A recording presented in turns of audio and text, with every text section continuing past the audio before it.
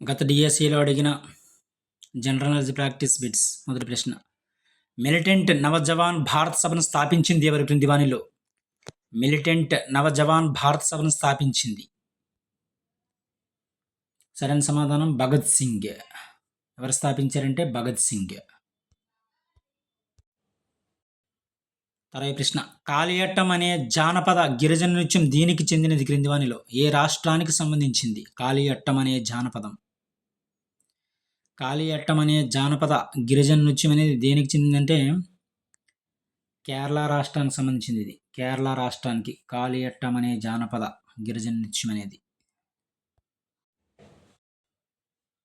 తర్వాత ప్రశ్న, భూమి తన కక్షలో తిరుగుచున్నప్పుడు సూర్యునికి అత్యంత దగ్గరగా ఉండే స్థానాన్ని ఏమంటారు? భూమి తన కక్షలో తిరుగుచున్నప్పుడు సూర్యునికి అత్యంత దగ్గరగా ఉండే స్థానాన్ని పెరిహీలియన్ అంటారు. పెరిహీలియన్.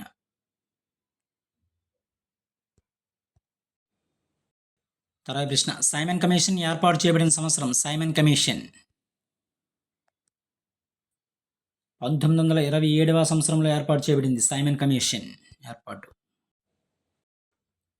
తర్వాత ప్రశ్న, ప్రస్తుతం ఆంధ్రప్రదేశ్ రాష్ట్ర విధానసభలోని సీట్ల సంఖ్య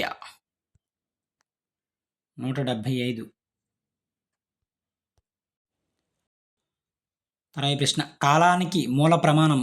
కాలానికి మూల ప్రమాణం సెకండ్. తర్వాత ప్రశ్న, అల్యూమినియం యొక్క ముడి ఖనిజం ఏంటి క్రింది వానిలో? అల్యూమినియం యొక్క ముడి ఖనిజం బాక్సైట్. అల్యూమినియం యొక్క ముడి ఖనిజం ఏంటంటే బాక్సైట్.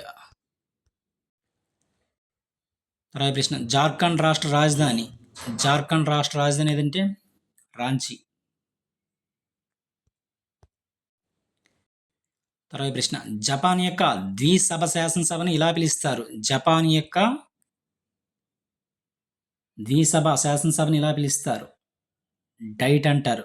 జపాన్ యొక్క ద్విసభ శాసనసభను డైట్ అంటారు. తర్వాత ప్రశ్న, ఇస్రో యొక్క ప్రధాన కార్యాలయం ఎక్కడ ఉంది? బెంగళూరు. తర్వాత ప్రశ్న, అంతర్జాతీయ యువజన దినోత్సవం జరుపుకునే రోజు? అంతర్జాతీయ యువజన దినోత్సవం జరుపుకునే రోజు ఆగస్టు 12న జరుపుకుంటారు. తర్వాత ప్రశ్న, మై ఎక్స్పెరిమెంట్ విత్ ట్రూత్ గ్రంథ రచయిత ఎవరు క్రింది వానిలో? మై ఎక్స్పెరిమెంట్స్ విత్ ట్రూత్ గ్రంథ రచయిత ఎవరంటే మహాత్మా గాంధీ గారు. తర్వాత ప్రశ్న, జాతీయ గీతాన్ని పూర్తిగా ఆలపించడానికి సుమారుగా పట్టు సమయం? 52 సెకండ్లు. తర్వాత ప్రశ్న, ఎన్సీసీని విస్తరించండి. NCC abbreviation national cadet core.